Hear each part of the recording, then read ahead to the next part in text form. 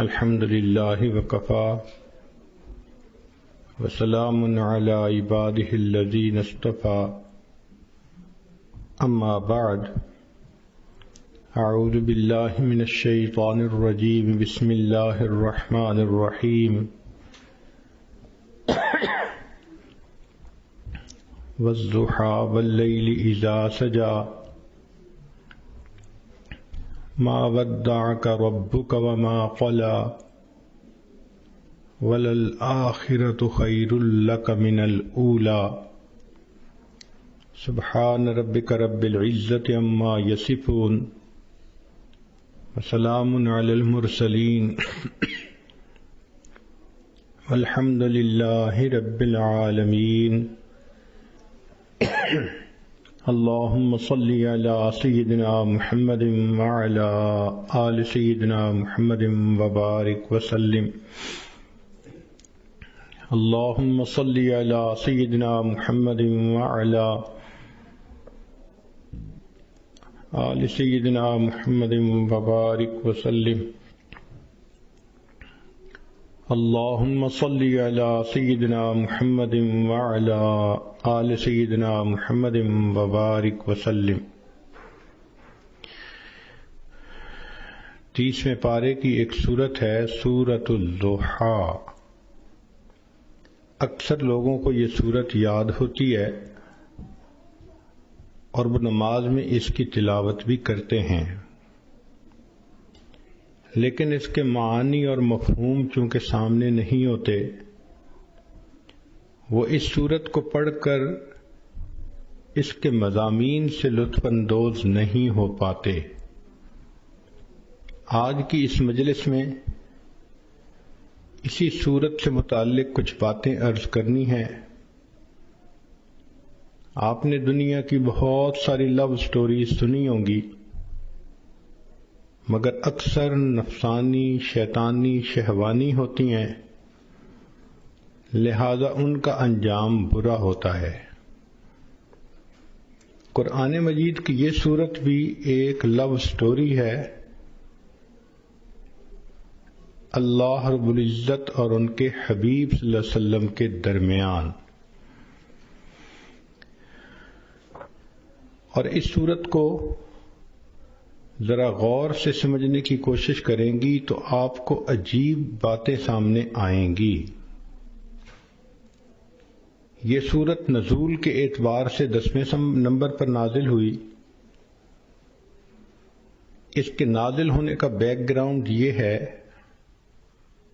کہ نبی علیہ الصلوۃ والسلام اللہ رب العزت کی محبت میں تنہائی میں وقت گزارنے کو پسند فرماتے تھے۔ چنانچہ بخاری شریف کی روایت ہے، حبب الیہ الخلاء، نبی علیہ الصلوۃ والسلام کو تنہائی سے محبت ہو گئی تھی۔ دستور ہے کہ محبت انسان کو تنہائی پسند بنا دیتی ہے۔ جس کو محبت کا روگ لگ جائے وہ چاہتا ہے کہ میں الگ رہوں، محبوب کی سوچوں میں رہوں، مجھے کوئی ڈسٹرب نہ کرے۔ چنانچہ نبی علیہ الصلوۃ والسلام ایک ہفتے کا کھانا لے کر غار حرا میں تشریف لے جاتے اور اللہ رب العزت کی عبادت میں مصروف رہتے۔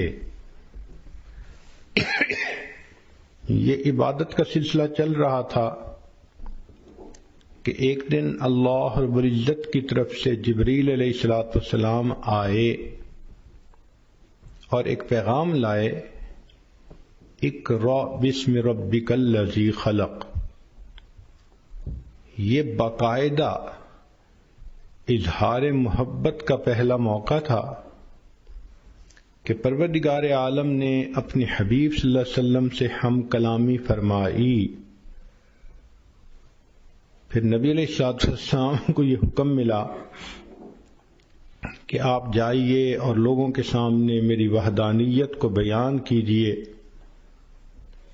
نبی علیہ الصلوۃ والسلام مکہ مکرمہ تشریف لائے اور وہاں آ کر آپ صلی اللہ علیہ وسلم نے اللہ تعالیٰ کی وحدانیت کا تذکرہ فرمایا، چونکہ مکہ مکرمہ میں مشرکانہ ماحول تھا، بیت اللہ شریف کے اندر 360 بت رکھے ہوئے تھے، تو اس ماحول میں توحید کی بات ایک اجنبی سی بات معلوم ہوتی تھی۔ جب یہ بات شروع ہو گئی تو نیک روحیں جو تھیں انہوں نے اس بات کو قبول کیا اور چند لوگوں نے کلمہ پڑھ لیا، مگر مکہ مکرمہ کی جو اکثریت تھی وہ دشمنی پر تل گئی۔ ویسے تو ہر گھر میں یہی تذکرے، ہر مرد کی زبان پہ یہ تذکرے، ہر عورت کی زبان پہ یہ تذکرے، جو کلمہ پڑھتا تھا تو قریش مکہ اس کو تکلیف پہنچاتے تھے، سزائیں دیتے تھے،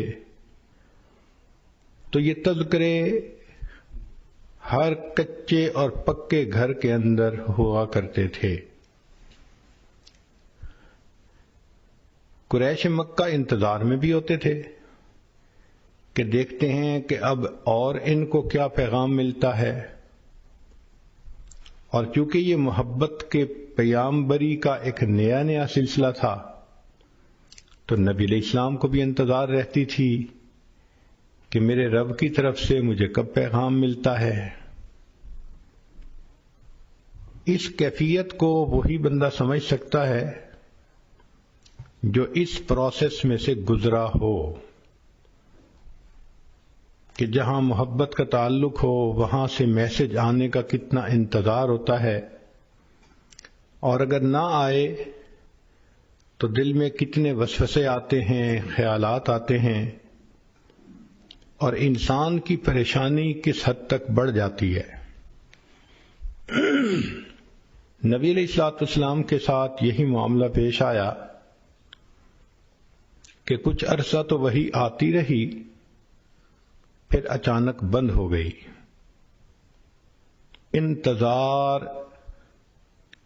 انتظار مگر کوئی پیغام نہیں آتا۔ تو جب انتظار کی گھڑیاں لمبی ہو جائیں تو دل بے قرار ہوتا ہے۔ اللہ کے حبیب صلی اللہ علیہ وسلم کا دل مغموم ہے، سوچ میں ہے کہ اللہ رب العزت کی طرف سے اب کیوں پیغام نہیں آ رہا، ظاہرہ کوئی وجہ بھی سمجھ میں نہیں آ رہی۔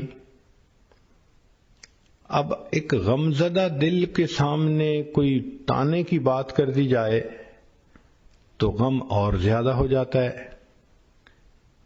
چنانچہ اللہ کے حبیب صلی اللہ علیہ وسلم کے ساتھ یہی ہوا کہ جب کئی دن گزر گئے وحی کے بغیر تو قریش مکہ نے یہ کہنا شروع کر دیا، قد ودعک ربک، ہمیں لگتا ہے کہ تجھے تیرے رب نے چھوڑ دیا، معاذ اللہ۔ اب یہ بات نبی علیہ الصلوۃ والسلام کے دل پر ایک چوٹ لگا گئی۔ انسان سب کچھ برداشت کر سکتا ہے، محبت کا تانا برداشت کرنا بہت مشکل ہوتا ہے۔ چنانچہ ایک مرتبہ اللہ کے حبیب صلی اللہ علیہ وسلم دار ارقم میں تھے،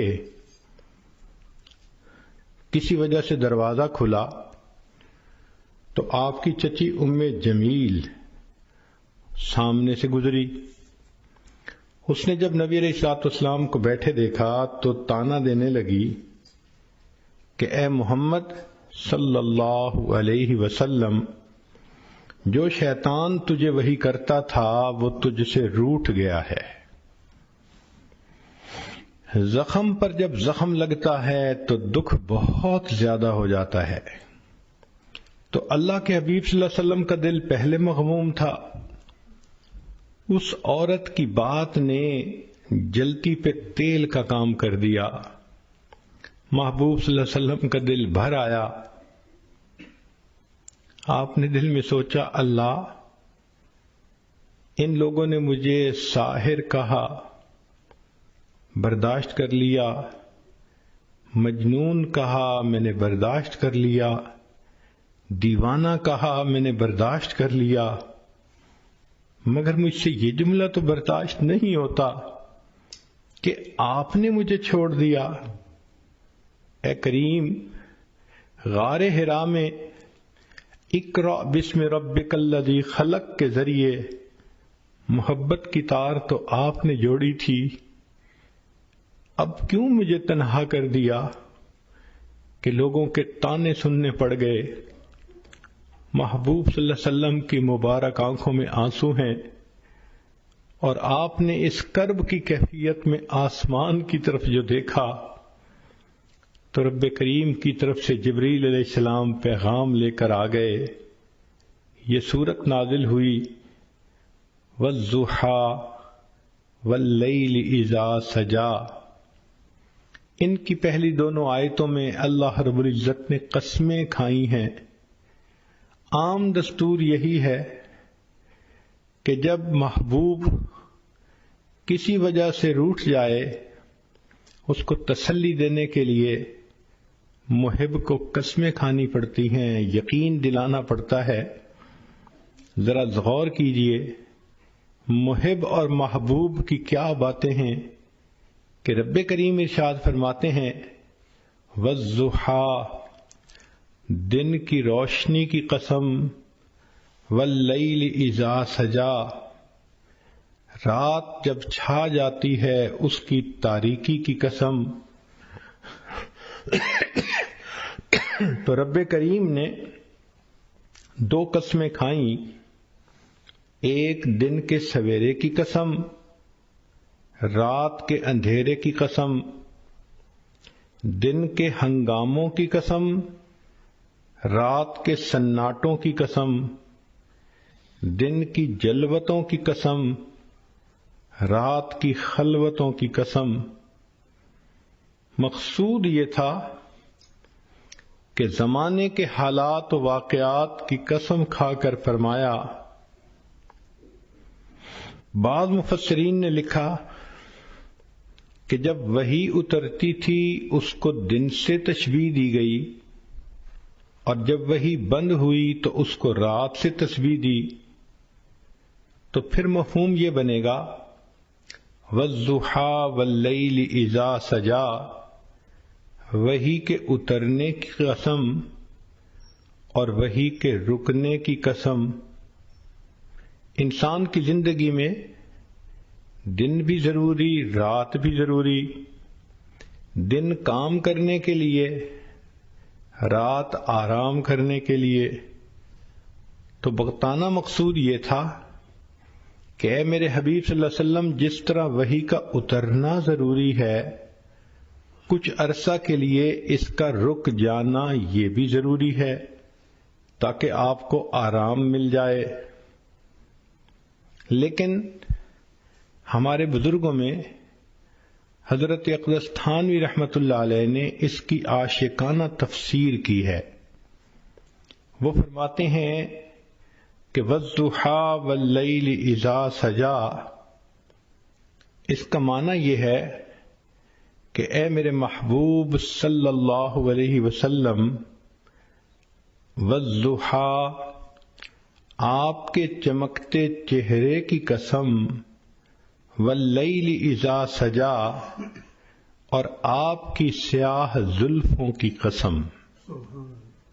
گویا اللہ رب العزت اپنے حبیب صلی اللہ علیہ وسلم کو تسلی دینے کے لیے ان کی قسم کھا کر بات فرماتے ہیں۔ جب محبوب روٹھ جائے تو محب اس کو منانے کے لیے عموماً یہ طریقہ اختیار کرتا ہے کہ تم اپنے خوبصورت چہرے کو دیکھو، تم اپنی زلفوں کو دیکھو، بھلا یہ چہرہ چھوڑنے کے قابل ہے؟ کون اسے چھوڑ سکتا ہے؟ تو ہو بہو یہی معاملہ بنا کہ رب کریم نے فرمایا وَالضُّحَىٰ وَاللَّيْلِ اِذَا سَجَىٰ، اے محبوب صلی اللہ علیہ وسلم، آپ کے چمکتے چہرے کی قسم، آپ کی سیاہ زلفوں کی قسم، چہرہ مبارک دن کی مانند اور زلفیں رات کی مانند۔ گویا اللہ رب العزت نے اپنے حبیب کے اندر ان دونوں کو ایک وقت میں جمع فرما دیا۔ اور ویسے بھی ذرا اگر تفصیلات میں جائیں تو محب اپنے محبوب کے لیے وہ کچھ کرتا ہے جو عام دستور سے ہٹ کر ہوتا ہے۔ نبی علیہ الصلوۃ والسلام کے لیے اللہ رب العزت نے انوکھے معاملات کیے۔ ذرا غور کیجئے کہ آپ کی ذات بابرکات کے اندر سورج کے چمکتے جیسے چہرے کو اور رات کی طرح ضیاء زلفوں کو اکٹھا کر دیا۔ پھر نبی علیہ الصلوۃ والسلام کے لیے اللہ نے قبلتین کو بھی جمع فرما دیا۔ شب معراج میں اللہ رب العزت نے انبیاء اور فرشتوں کو اکٹھا فرما دیا، حتیٰ کہ بیت المقدس میں اللہ رب العزت نے عالم دنیا اور عالم برزخ کے لوگوں کو اکٹھا کر دیا۔ تو محبوب صلی اللہ علیہ وسلم کے لیے اللہ نے ایسے کام کیے جو عام لوگ انہونے سمجھتے ہیں، اور محبت میں تو یہ ہوتا ہی ہے۔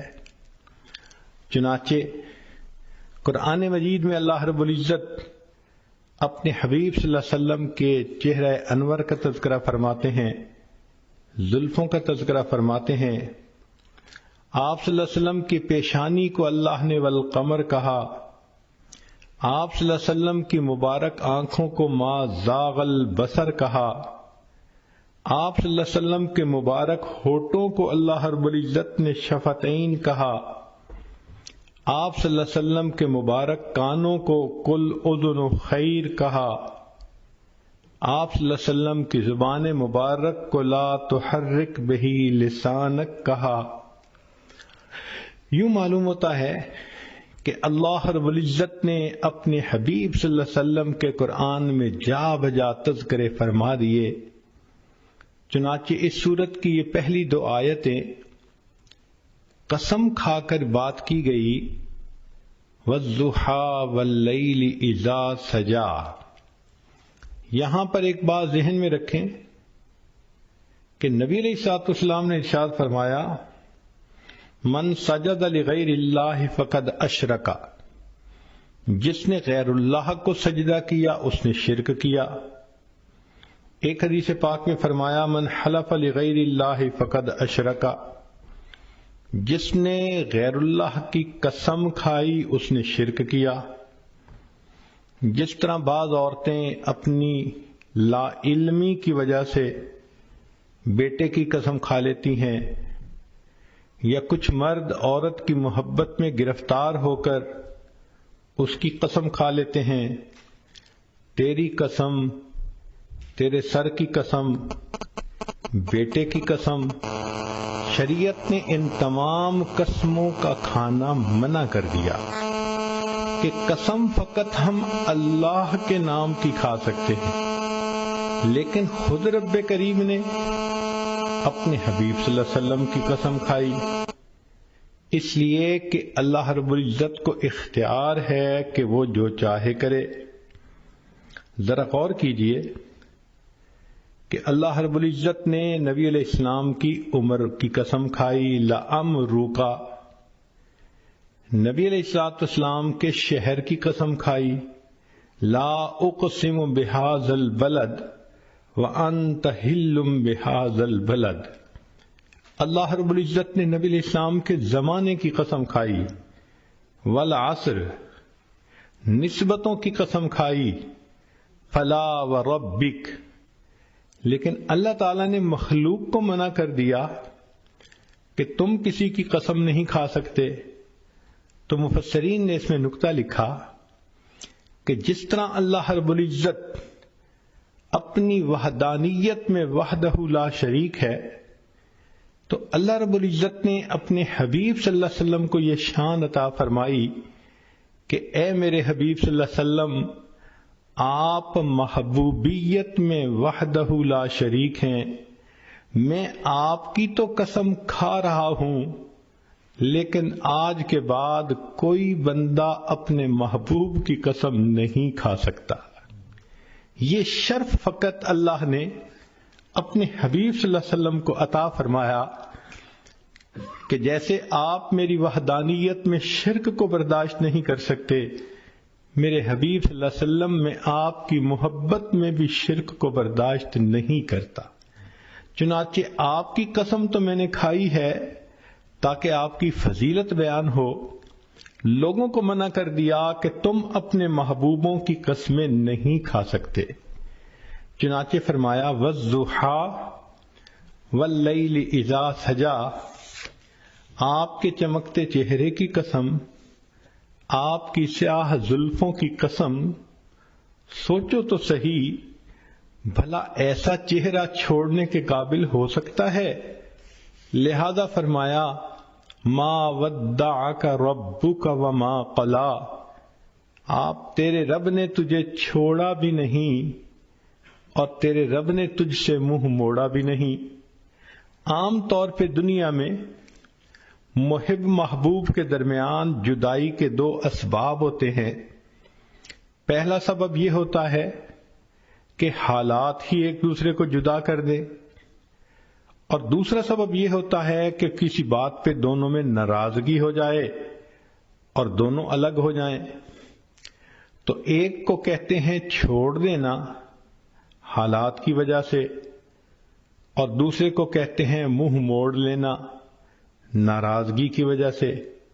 تو اللہ رب العزت نے اس آیت میں دو لفظ استعمال کیے، اے میرے چمکتے چہرے والے محبوب، اے سیاہ زلفوں والے محبوب صلی اللہ علیہ وسلم، جس کا چہرہ اتنا خوبصورت، جس کی زلف ہی اتنی خوبصورت، بھلا ایسے محبوب کو کوئی چھوڑ سکتا ہے؟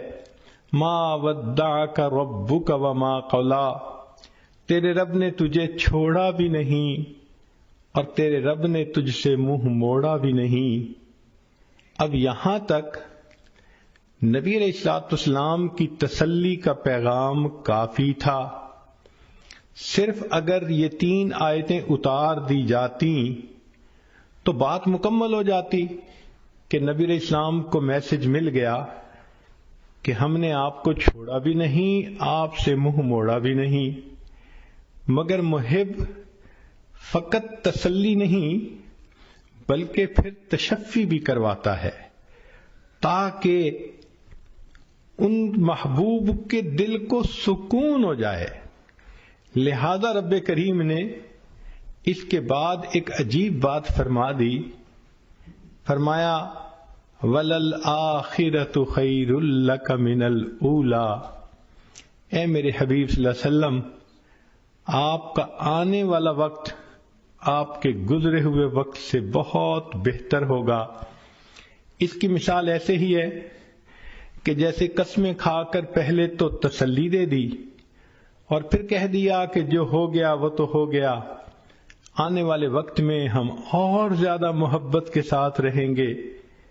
تو گویا رب کریم نے بھی اپنے حبیب صلی اللہ علیہ وسلم کو یہی پیغام دیا کہ اے میرے محبوب صلی اللہ علیہ وسلم وَلَلْآخِرَةُ خَيْرٌ لَكَ مِنَ الْأُولَىٰ، آپ کا آنے والا وقت آپ کے گزرے ہوئے وقت سے زیادہ بہتر ہوگا۔ اس ایک جملے کے اندر رب کریم نے سمندر کو کوزے میں بند کر دیا۔ چنانچہ محبوب صلی اللہ علیہ وسلم کی مبارک زندگی کو جس زاویے سے دیکھیں، آپ کا آنے والا وقت گزرے ہوئے وقت سے بہتر تھا۔ اے میرے حبیب صلی اللہ علیہ وسلم، جب آپ بطن مادر میں تھے تو آپ کا ولادت پانا اس سے زیادہ بہتر، پھر ولادت پانے سے آپ کا بچپن میں آنا زیادہ بہتر، بچپن سے آپ کا لڑکپن میں آنا زیادہ بہتر، لڑکپن سے آپ کا جوانی میں آنا اور زیادہ بہتر۔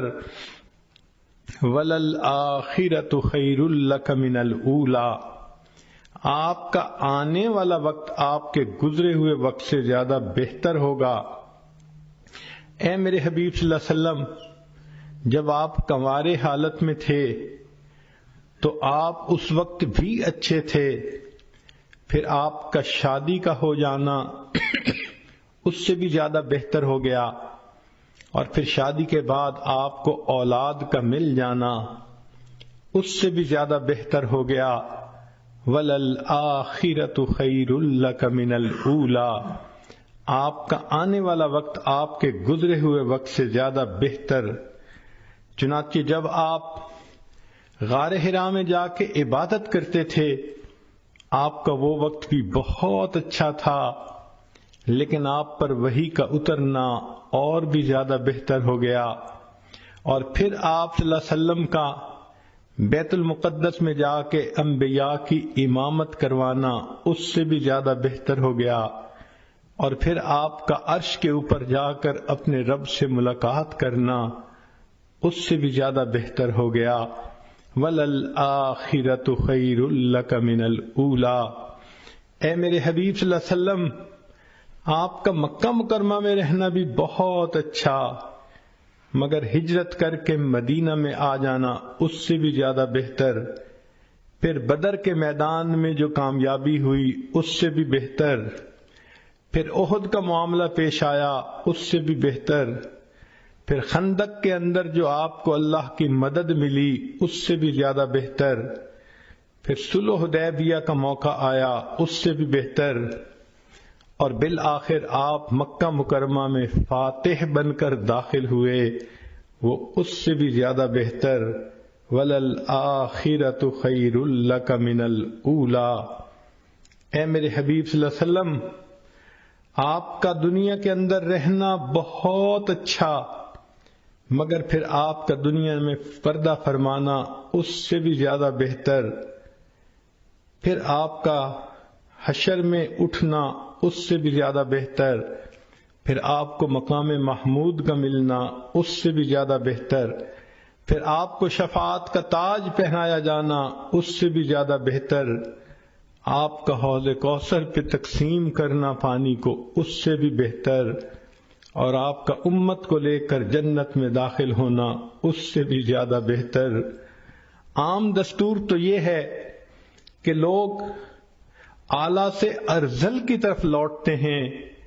لوگوں کو دیکھیے، جوانی میں حسن کیا خوبصورت ہوتا ہے، بڑھاپے میں حسن چلا گیا، جوانی میں طاقت ہوتی ہے، بڑھاپے میں طاقت چلی گئی، جوانی میں مال ہوتا ہے کہ انسان کماتا ہے، بڑھاپے میں مال بھی کم ہو جاتا ہے۔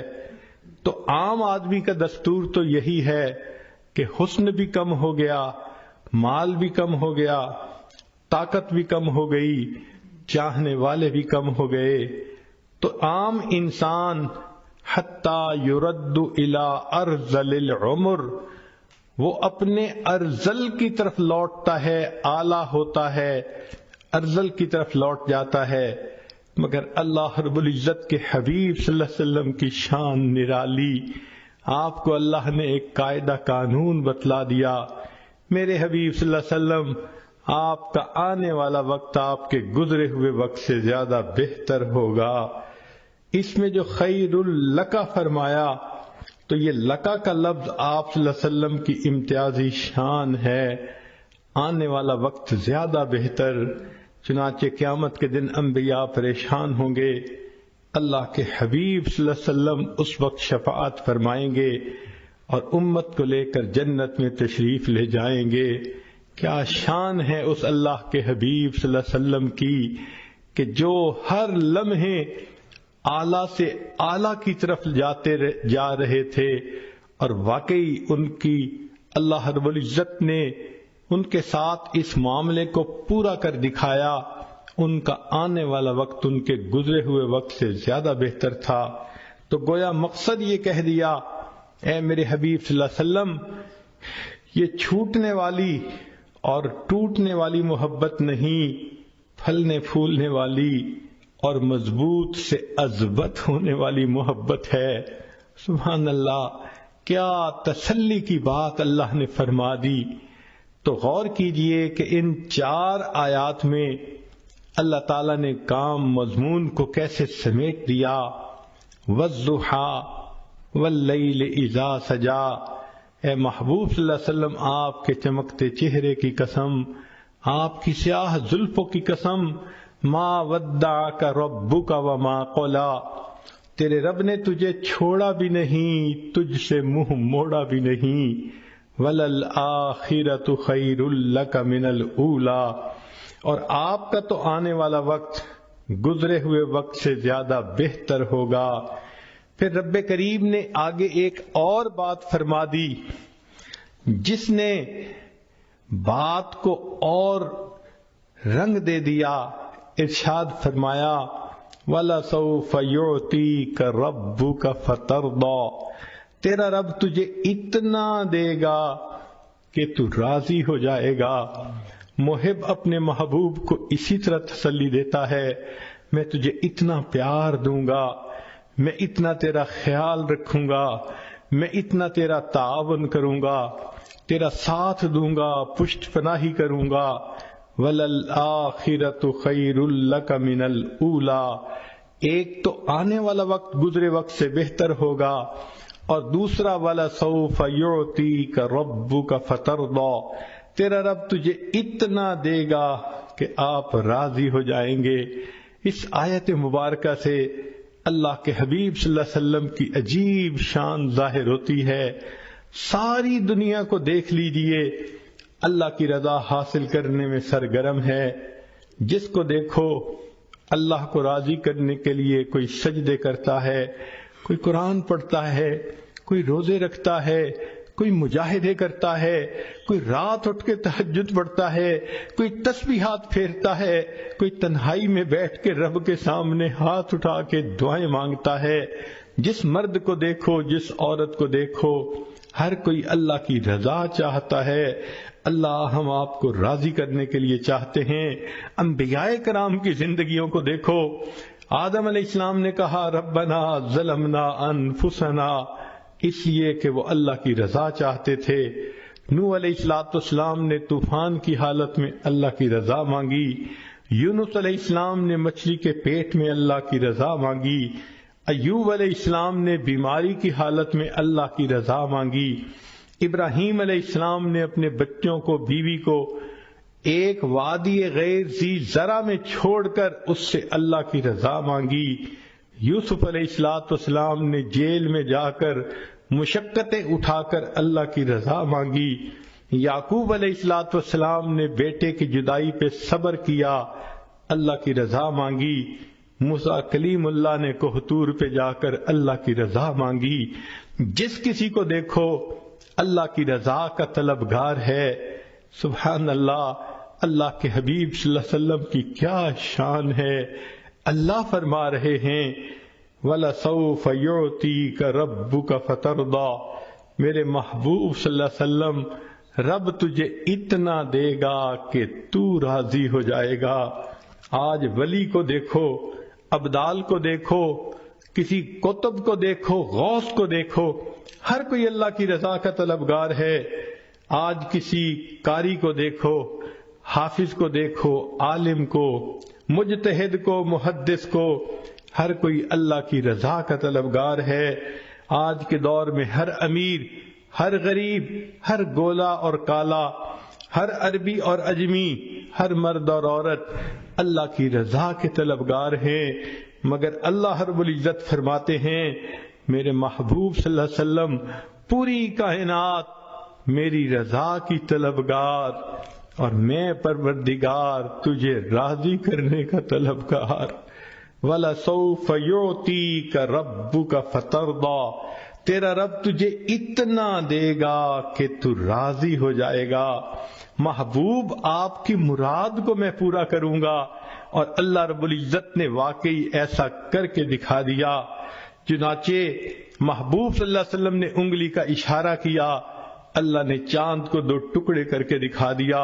محبوب صلی اللہ علیہ وسلم کے ہاتھ اٹھتے ہیں، اللہ بارش برسا دیتے ہیں۔ محبوب صلی اللہ علیہ وسلم کی زبان سے ابو ہریرہ لانو کی والدہ کی ہدایت کی دعا نکلتی ہے۔ ابو ہریرہ لانو کے پہنچنے سے پہلے اللہ ان کی والدہ کو ہدایت دے دیتے ہیں۔ محبوب صلی اللہ علیہ وسلم کعبہ کی چوکھٹ پکڑ کے دعا مانگتے ہیں، اللہ عمر لانو کو ایمان کی سعادت دے دیتے ہیں۔ محبوب صلی اللہ علیہ وسلم کی انگلیوں سے اللہ تعالیٰ پانی کے چشمے جاری فرما دیتے ہیں۔ گویا بتلانا یہ مقصود تھا، اے میرے محبوب دیکھو ساری کائنات میری رضا چاہتی ہے اور میں آپ کو اپنا محبوب بنا چکا، لہذا میں آپ کو اتنا دوں گا، وَلَسَوْفَ يُعْطِيكَ رَبُّكَ فَتَرْضَىٰ، کہ آپ راضی ہو جائیں گے۔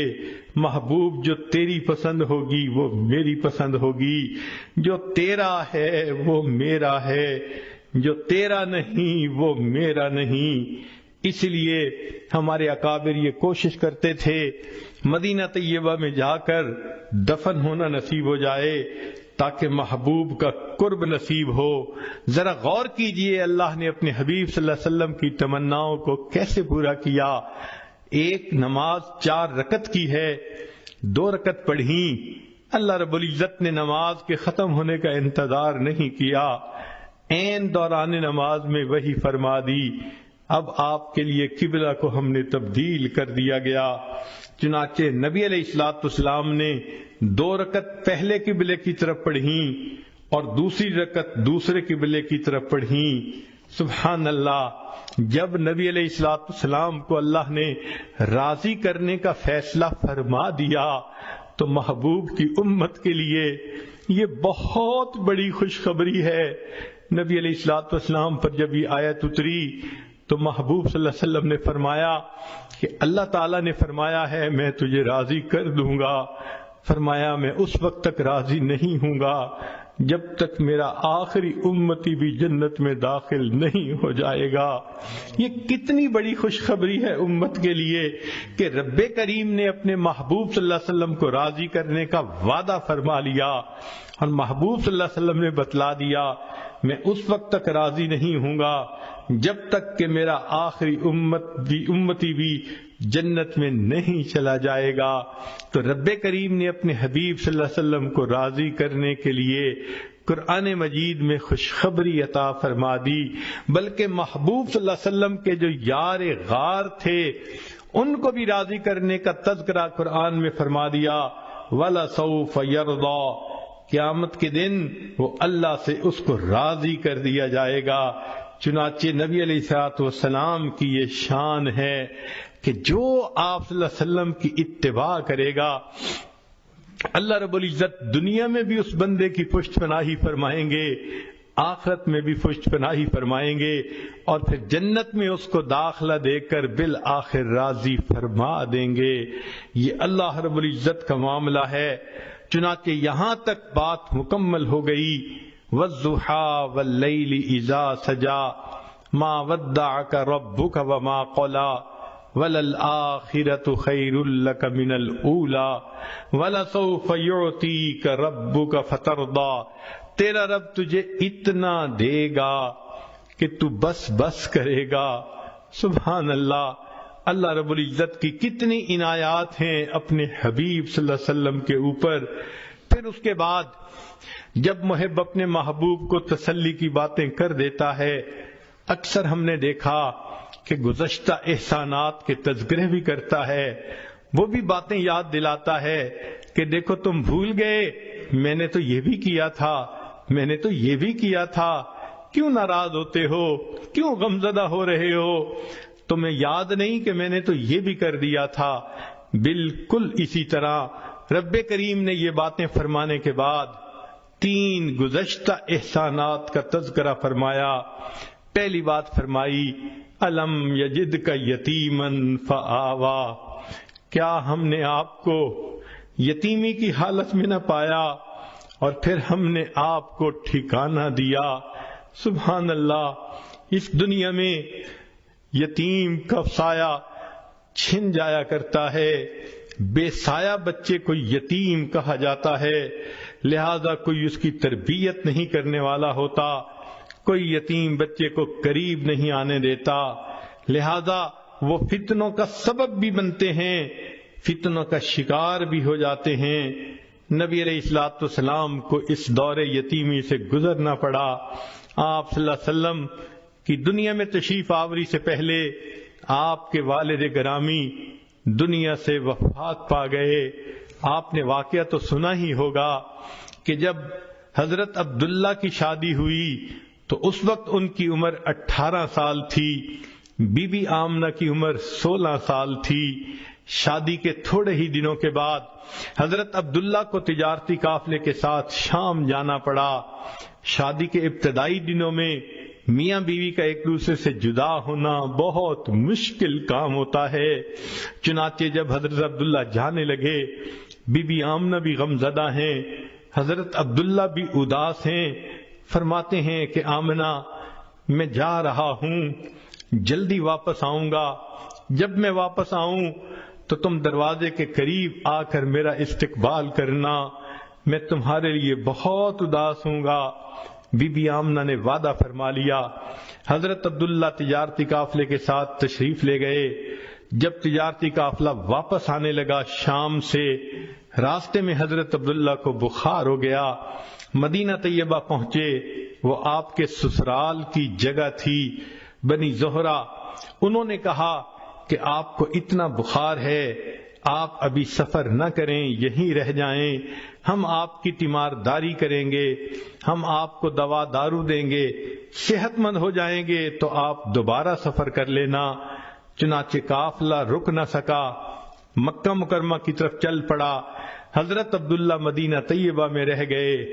جب وہ قافلہ مکہ مکرمہ میں پہنچا، مکہ مکرمہ کے ہر گھر میں خوشیاں تھیں، عورتوں نے بچوں کو تیار کر رکھا تھا، دھلے کپڑے پہنائے تھے، خود بھی تیار تھیں، کھانے بھی تیار تھے، مہمانوں کے آنے کی انتظار تھی، ہر گھر میں خوشی کا سما نظر آتا تھا۔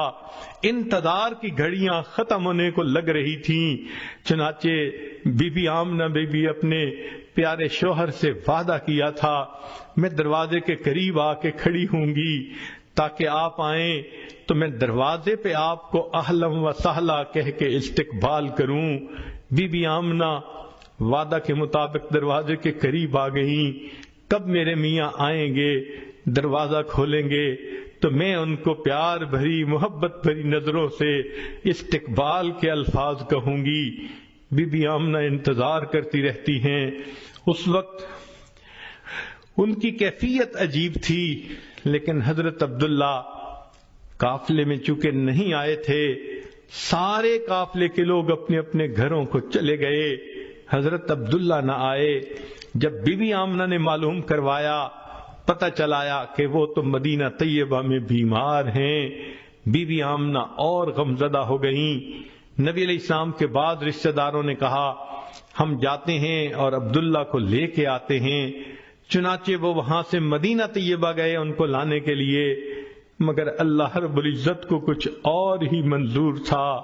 مدینہ طیبہ میں حضرت عبداللہ کا انتقال ہو گیا، بالآخر ان کو وہاں دفن کر دیا گیا۔ اب بی بی آمنہ حاملہ تھیں اور انتظار میں تھیں۔ جب میاں کے فوت ہونے کی دکھ بری خبر ملی، دل پہ کیا صدمہ گزرا ہوگا، عورتیں اس بات کو سمجھ سکتی ہیں۔ 16 سال کی عمر کی بچی ہے اور وہ بیوہ ہو گئی، دل کی حسرتیں دل میں ہی رہ گئیں۔ چنانچہ حاملہ بھی ہے اور اپنے خاوند کی جدائی کا صدمہ بھی ہے۔ بہرحال انہوں نے صبر کے ساتھ برداشت کیا، حتیٰ کہ نبی علیہ الصلوۃ والسلام کی ولادت مبارکہ ہوئی۔ پھر نبی علیہ السلام کو حلیمہ سعدیہ کے پاس بھیجا۔ 4 سال کی عمر میں وہ واپس چھوڑ گئیں۔ جب نبی علیہ السلام اپنی والدہ کے پاس آ کر کچھ عرصہ رہے، تقریباً 6 سال کی عمر تھی، تو بی بی آمنہ نے فیصلہ کیا میں اپنے بچے کو لے کے مدینہ طیبہ چکر لگا آتی ہوں۔ چنانچہ بی بی آمنہ نے نبی علیہ الصلوۃ والسلام کو ساتھ لیا، مدینہ طیبہ آئی۔ نبی علیہ السلام فرماتے ہیں میں نے اپنی والدہ کو دیکھا، مدینہ طیبہ جا کر وہ ایک قبر کے قریب پہنچی، کچھ کہہ رہی تھیں جو میں نہیں سمجھ رہا تھا، مگر میری والدہ کی مبارک آنکھوں میں آنسو تھے۔ نبی علیہ السلام فرماتے ہیں مجھے اتنا یاد ہے میں اپنی والدہ کو روتے دیکھ کے خود بھی رونے لگ گیا، میری آنکھوں میں بھی آنسو آ گئے، مگر مجھے یہ نہیں پتا کہ والدہ کیا بات کر رہی تھیں۔ تصور یہ کہتا ہے کہ شاید بی بی آمنہ حضرت عبداللہ سے محو گفتگو ہوں، عبداللہ آپ نے وعدہ کیا تھا میں آ جاؤں گا، میں اتنے سال انتظار کرتی رہی، آپ لوٹ کر نہیں آئے، آپ مجھے ایک امانت دے کر گئے تھے، دیکھو اللہ نے کتنا خوبصورت بیٹا عطا کیا، کاش اس بیٹے کے چمکتے چہرے کو آپ دیکھتے، آپ کو پتہ چلتا اللہ نے کیا حسن و جمال اس کو عطا کر دیا ہے۔ تو بی بی آمنہ یہ باتیں سوچ رہی ہوں گی، اپنے تصور میں کر رہی ہوں گی، آنکھوں سے آنسو آ گئے ہوں گے۔ نبی علیہ السلام اپنی والدہ کو روتے دیکھ کے خود بھی رونے لگ گئے۔ بالآخر بی بی آمنہ نے وہاں سے واپسی کا فیصلہ کیا، چنانچہ ایک باندی بھی ساتھ ہے، اور بی بی آمنہ واپس مکہ مکرمہ آنا چاہتی ہیں۔ اللہ کی شان دیکھیے کہ اس وقت جب ابوا کے مقام پر پہنچی تو بی بی آمنہ کی اپنی بھی وفات ہو گئی۔ نبی علیہ الصلوۃ والسلام کے دل پہ دیکھیے کیا کیا صدمے پا رہے ہیں، والد پہلے وفات پا چکے، آج والدہ کا سایہ بھی چلا گیا، اکیلے ہیں۔ چنانچہ ام ایمن نے یا جو بھی اس وقت آپ کے پاس باندھی تھی آپ کی خبر گیری کی، وہ آپ کو لے کر مکہ مکرمہ کی طرف آئی۔ کہتے ہیں کہ عبد المطلب اس وقت بہت اداس تھے، اپنے پوتے کو دیکھنے کے لیے انتظار میں تھے کہ اب تو میری بہو آئے گی۔ روزانہ مکہ مکرمہ سے باہر نکل کر مدینہ کے راستے پہ بیٹھ کے انتظار کیا کرتے تھے، کوئی آنے والا مجھے خبر دے کہ میری بہو آ رہی ہے، میرا پوتا آ رہا ہے، مگر اطلاع نہ ملا کرتی تھی۔ ایک دن انتظار میں بیٹھے ہوئے تھے، چنانچہ اس نے دیکھا کہ جو باندی ساتھ گئی تھی وہ آ رہی ہے۔ جب قریب پہنچی تو اس وقت عبد المطلب نے پوچھا آمنہ کہاں ہے؟ باندی نے کہا اس بچے کا والد تو پہلے جدا ہو چکا تھا، اس کی والدہ بھی اللہ کو پیاری ہو گئی، اکیلے بچے کو لے کر میں آپ کے پاس آئی ہوں۔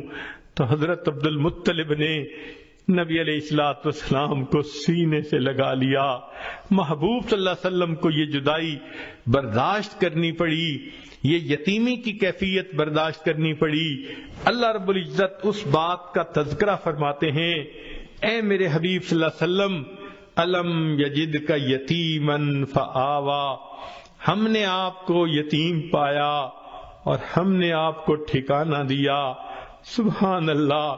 پھر فرمایا ووجدک ضالا فہدا، ہم نے آپ کو راستہ بھولا ہوا پایا اور ہم نے آپ کو راستے کی رہنمائی فرمائی۔ مشہور واقعہ ہے، 7 سال کی عمر میں نبی علیہ الصلوۃ والسلام مکہ مکرمہ کی گلیوں میں چلتے چلتے کہیں ایک طرف باہر نکل گئے، راستے کا پتہ نہ چلتا تھا۔ ابو جہل نے دیکھا تو بالآخر اپنی اونٹی پہ بٹھا کے واپس لایا۔ آپ صلی اللہ علیہ وسلم کو اللہ اس واقعے کا تذکرہ فرماتے ہیں، وَوَجَدَكَ ضَالًّا فَهَدَىٰ، آپ راستہ بھول گئے تھے، ہم نے آپ کو واپس گھر آنے کا بندوبست فرما دیا۔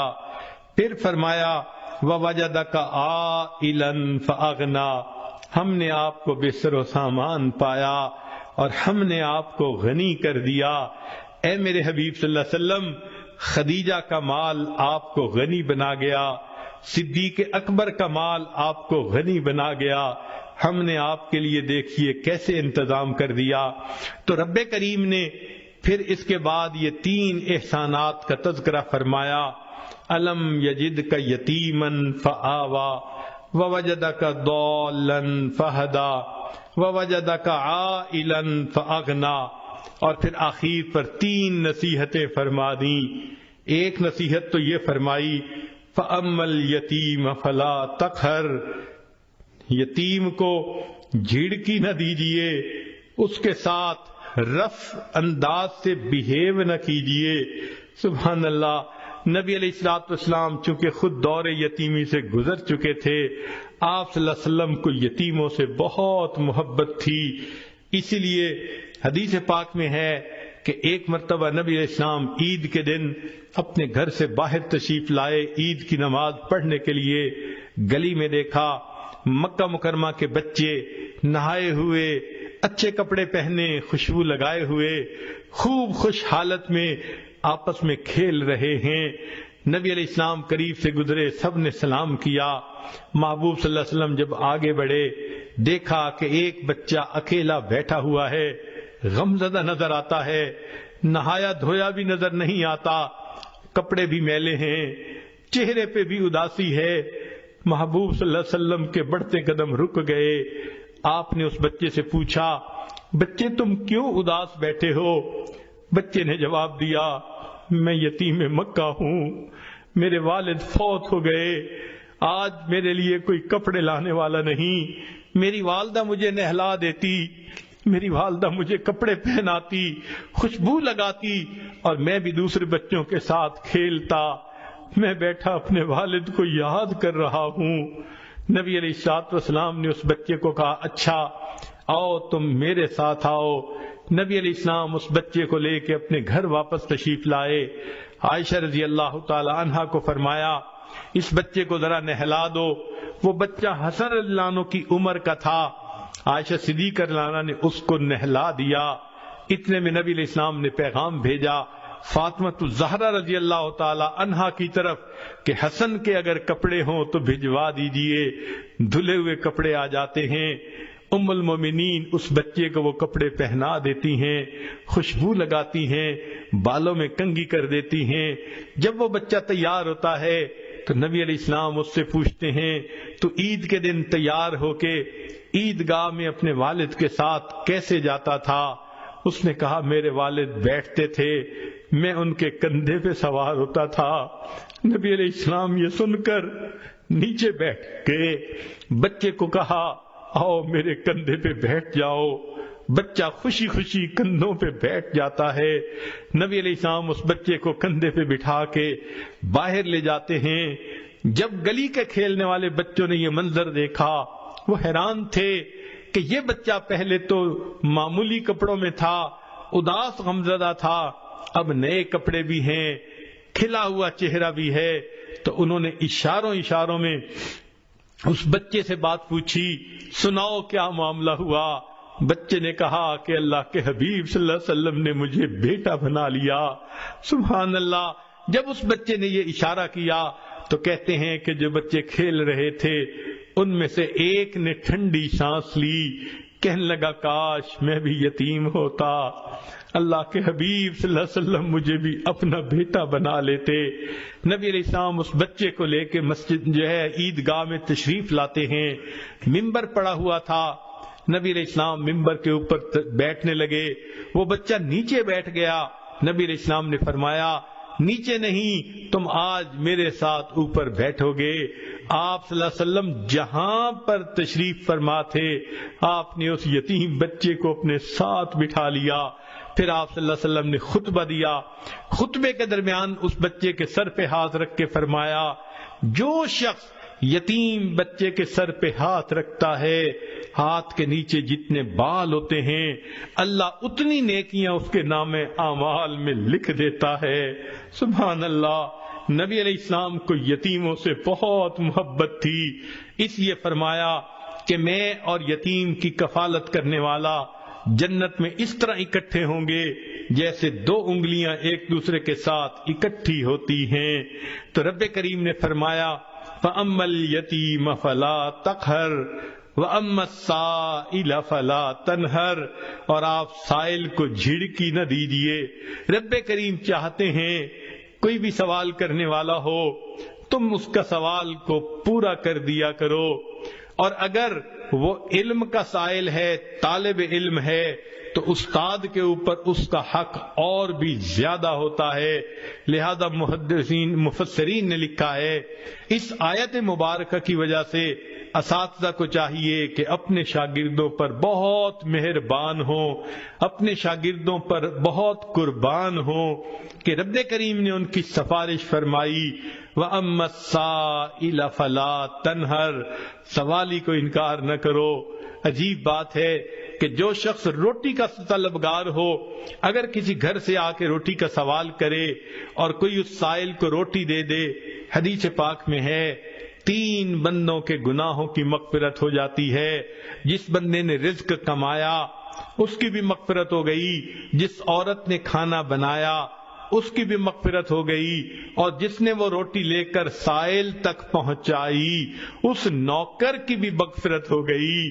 قربان جائیں اس پروردگار پر کہ جو اس عمل پر مالکوں کی تو مغفرت فرماتا ہی ہے، ان کے نوکروں اور خادموں کی بھی مغفرت فرما دیتا ہے۔ اور حدیث پاک میں یہ بھی آیا کہ ایک علم کا سائل ہوتا ہے، جیسے کلاس روم میں بیٹھ کے استاد سے علم کا سوال پوچھنا، تو فرمایا اس پر اللہ رب العزت 4 بندوں کی مغفرت فرماتے ہیں۔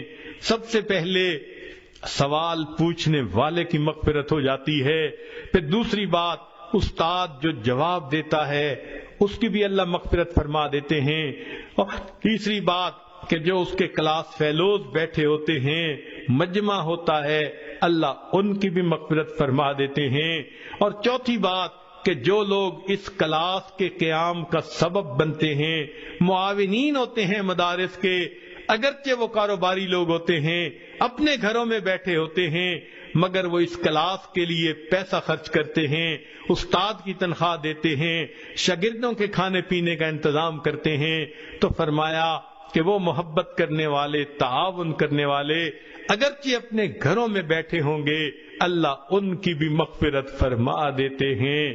تو علم کا سوال اللہ رب العزت کو اتنا پسند، 3 نصیحتیں فرمائیں، فَأَمَّا الْيَتِيمَ فَلَا تَقْهَرْ وَأَمَّا السَّائِلَ فَلَا تَنْهَرْ، اور آخر پر کہا وَأَمَّا بِنِعْمَةِ رَبِّكَ فَحَدِّثْ، اور آپ پر جو اپنے رب کی نعمتیں ہیں آپ خوب کھول کھول کر ان کو بیان فرمائیے، یعنی زبان فیض ترجمان سے قرآن کی نعمت کو بیان کیجئے، اور لوگوں کو قریش مکہ کو کھول کھول کر بتا دیجئے، ما ودعک ربک وما قلا، تیرے رب نے تجھے چھوڑا بھی نہیں، تجھ سے منہ موڑا بھی نہیں۔ چنانچہ نبی علیہ الصلوۃ والسلام کے دل کو کامل تسلی مل گئی، اور اس صورت نے محبوب صلی اللہ علیہ وسلم کے غم کو ختم کر دیا۔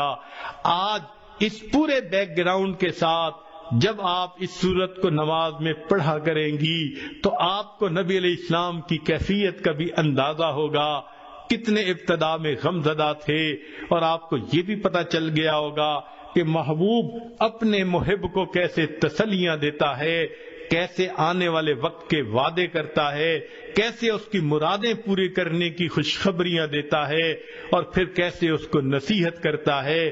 تو یہ پوری صورت اللہ رب العزت اور آپ کے حبیب صلی اللہ علیہ وسلم کی محبت کا مضمون بیان کرتی ہے۔ اس میں جہاں نبی علیہ السلام کے لیے تسلی تھی، وہاں پر جو نبی علیہ الصلوۃ والسلام کے نائب علماء، عالمات، فاضلات اس دنیا میں دین کا کام کرنے والے ہیں، ان کے لیے بھی بڑی خوشخبری ہے۔ سب سے پہلی خوشخبری، ان دین کا کام کرنے والوں کو لوگ تانے دیتے ہیں، دنیا نے تمہیں چھوڑ دیا، کوئی تمہارے ساتھ نہیں، ان کو تسلی رکھنی چاہیے، دنیا نے چھوڑ دیا، دین کا کام کرنے والے کو رب کبھی نہیں چھوڑے گا، اس کا وعدہ ہے ما ودعک ربک وما قلا، میرے حبیب صلی اللہ علیہ وسلم تیرے رب نے تجھے چھوڑا بھی نہیں، تجھ سے منہ موڑا بھی نہیں۔ چنانچہ آپ صلی اللہ علیہ وسلم کے جو وارث ہوں گے ان کے ساتھ بھی یہی وعدہ پورا ہو کر رہے گا، نہ اللہ ان کو چھوڑے گا، نہ اللہ ان سے منہ موڑے گا۔ وَلَلْآخِرَةُ خَيْرٌ لَكَ مِنَ الْأُولَى، جیسے نبی علیہ السلام کو اللہ نے یہ وعدہ فرما دیا، آپ غور کیجئے اللہ والوں کے ساتھ بھی یہی معاملہ ہوتا ہے، جو دین کا کام کر رہے ہوتے ہیں ان کا آنے والا دن ان کے گزرے ہوئے دن سے زیادہ بہتر ہوتا ہے، ان کے فیض کو اللہ بڑھا دیتے ہیں، ان کے افادیت کو اللہ بڑھا دیتے ہیں، ان سے محبت کرنے والوں کو اللہ بڑھا دیتے ہیں، اور دنیا میں ان کی خیر و برکت کو اللہ بڑھا دیتے ہیں۔ ان کے لیے بھی آنے والا وقت ان کے گزرے ہوئے وقت سے بہتر ہوتا ہے۔ اور پھر فرمایا وَلَسَوْفَ يُعْطِيكَ رَبُّكَ فَتَرْضَىٰ، تیرا رب تجھے اتنا دے گا کہ تو راضی ہو جائے گا۔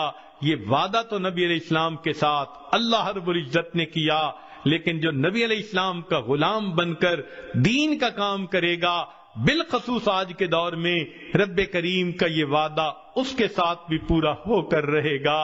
اللہ اس کے ساتھ اتنی رحمتیں نازل کرے گا کہ بالآخر موت کے وقت اس کو اپنی رضا عطا کرے گا. اور جس کو رب کی رضا مل گئی فترضا، گویا اس بندے کو اللہ راضی کر دے گا. دعا ہے اللہ تعالیٰ آج کے اس دور میں دین کا کام کرنے والوں کو پائے استقامت نصیب فرمائے، ہمتیں عطا فرمائے. ہر طرف لوگ ان کو ڈسکریج کرنے والے ہیں، لوگ ان پر تانے دینے والے ہیں، لوگ ان کو الگ کرنے کے لیے تیار ہیں، مگر ساری دنیا چھوڑ دے، یقین رکھیے اللہ کبھی نہیں چھوڑیں گے، کبھی منہ نہیں موڑیں گے. اللہ آنے والے وقت کو گزرے وقت سے بہتر بنائیں گے، اور اللہ بالآخر جب موت کا وقت ہوگا تو اپنے مسکراتے چہرے کا دیدار کروا کر اس اپنے طالب سے راضی ہو جائیں گے اور اس کو بھی راضی فرما دیں گے. رب کریم زندگی کے جو باقی ایام ہیں اس میں ہمیں دین کے اوپر جمے رہنے کی توفیق عطا فرمائے. وآخر دعوانا ان الحمد للہ رب العالمین. بتایا گیا ہے کہ بہت ساری خواتین بیعت ہونا چاہتی ہیں. دل میں یہ نیت کر لیجئے کہ ہم اس وقت اللہ رب العزت کی رضا کے لیے، نبی علیہ الصلوۃ والسلام کی اتباع کے لیے، اپنی اصلاح کے لیے بیعت ہونا چاہتی ہیں. لہذا پچھلے گناہوں سے توبہ طائب ہو رہی ہیں اور آئندہ نیکی کی زندگی گزارنے کا دل میں ارادہ کر رہی ہیں. الحمدللہ وکفا وسلام علی عبادہ الذین اصطفی، اما بعد. یہ کلمات سچے دل کے ساتھ پیچھے پیچھے پڑھتی جائیں. بسم اللہ الرحمن الرحیم. لا الہ الا اللہ محمد الرسول اللہ. آمنت باللہ وملائکتہ وکتبہ ورسلہ والیوم الآخر والقدر خیرہ وشرہ من اللہ تعالی والبعث بعد الموت. آمنت باللہ کما ہوا باسمائہ وصفاتہ وقبلت جمیع احکامہ اقرار باللسان وتصدیق بالقلب. اشہد ان لا الہ الا اللہ واشہد ان محمدا عبدہ ورسولہ. استغفر اللہ ربی من کل ذنب واتوب الیہ برحمتک یا ارحم الراحمین. ان کلمات کو پڑھنے سے اب آپ بیعت ہو چکی ہیں. چند معمولات ہیں، اگر ان کو آپ باقاعدگی سے کریں گی تو اللہ تعالیٰ آپ کے دل کو منور فرمائیں گے. ان میں پہلی چیز ہے کہ 100 مرتبہ صبح اور شام استغفار پڑھنا. استغفر اللہ ربی من کل ذنب واتوب الیہ. 100 مرتبہ صبح شام درود شریف پڑھنا. اللہم صلی علی سیدنا محمد وعلی آل سیدنا محمد وبارک وسلم. تیسرا ہے قرآن مجید کی روزانہ تلاوت کرنا. تو 1 پارہ یا آدھا پارہ قرآن مجید روزانہ پڑھا کریں. عورتوں کو جن دنوں میں نماز پڑھنی منع ہے وہ قرآن مجید بھی نہ پڑھیں، ان کو بن پڑھے اجر اور ثواب مل جاتا ہے. چوتھی چیز ہے چلتے پھرتے ہر وقت دل میں اللہ تعالیٰ کا دھیان رکھنا. دست بکار دل بیار، ہاتھ کام کاج میں مشغول اور دل اللہ تعالیٰ کی یاد میں مشغول. اور 5ویں چیز ہے مراقبہ کرنا. تو روزانہ 10-15 منٹ، آدھا گھنٹہ آپ مصلی پہ بیٹھ کے اپنی آنکھوں کو بند کر لیا کریں، اللہ سے لو لگا لیا کریں، اور شروع میں یہ سوچا کریں کہ اللہ رب العزت کی رحمت آ رہی ہے، دل میں سما رہی ہے، دل کی ظلمت اور سیاہی دور ہو رہی ہے اور میرا دل اللہ اللہ اللہ یہ میرا دل کہہ رہا ہے۔ انشاءاللہ ان 5 اعمال کو کرنے سے اللہ تعالیٰ دل کو منور فرما دیتے ہیں۔ یہ مراقبہ مشق اس کی کرنی ضروری ہوتی ہے، تو ابھی دعا سے پہلے چند منٹ کے لیے جتنی بھی خواتین ہیں سب کی سب اپنی آنکھوں کو بند کر لیں، سر کو جھکا لیں اور اللہ سے لو لگا کے بیٹھ جائیں۔ ساری دنیا کے خیالات کو دل سے نکال دیں اور یہ سوچیں کہ اللہ اللہ میرا دل کہہ رہا ہے، یعنی میرا دل اللہ اللہ کہہ رہا ہے اور میں اس کو سن رہی ہوں۔ مراقبہ کر لیجئے تھوڑی دیر کے لیے۔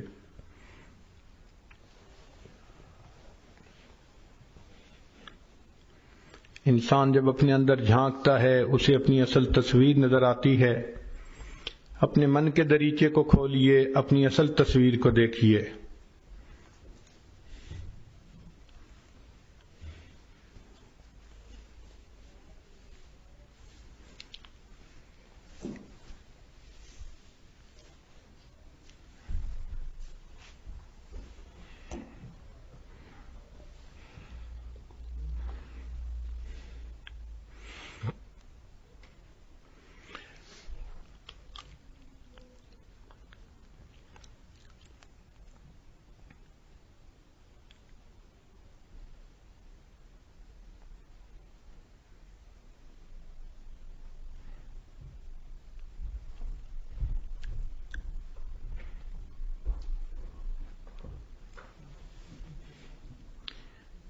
ہوا و حرص والا دل بدل دے،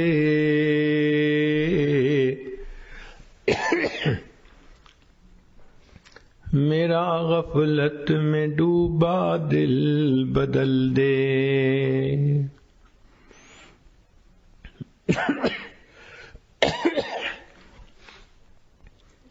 ہوا و حرص والا دل بدل دے، میرا غفلت میں ڈوبا دل بدل دے۔ بدل دے دل کی دنیا دل بدل دے، خدایا فضل فرما دل بدل دے۔ گنہگاری میں کب تک عمر کاٹوں، گنہگاری میں کب تک عمر کاٹوں،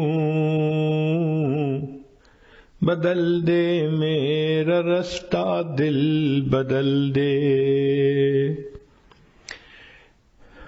سنوں میں نام تیرا دھڑکنوں میں، مزہ آ جائے مولا دل بدل دے۔ ہٹا لوں آنکھ اپنی ماں سوا سے،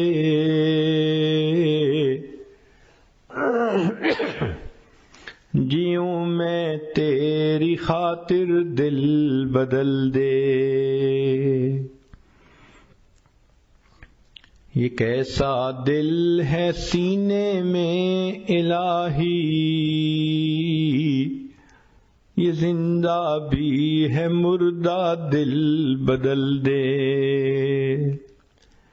پڑا ہوں تیرے در پر دل شکستہ، رہوں کیوں دل شکستہ دل بدل دے۔